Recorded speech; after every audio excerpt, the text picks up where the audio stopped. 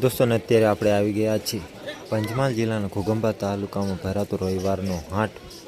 दोस्तों જ્યારે તમે અહીં રવિવારના દિવસે આવો એટલે તમને મોટી સંખ્યામાં જે લોકો છે તે તમને જોવા મળશે। ખાસ કરીને અહીં આગળ બળદ, ભેંસો અને બકરા અને તથા કુકડા વેચવામાં આવે છે।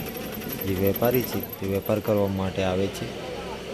તો દોસ્તો આજનો આ તમે જોઈ શકો છો આપણા વિડીયોના માધ્યમથી। આ છે ઘોઘંબાનો હાટ।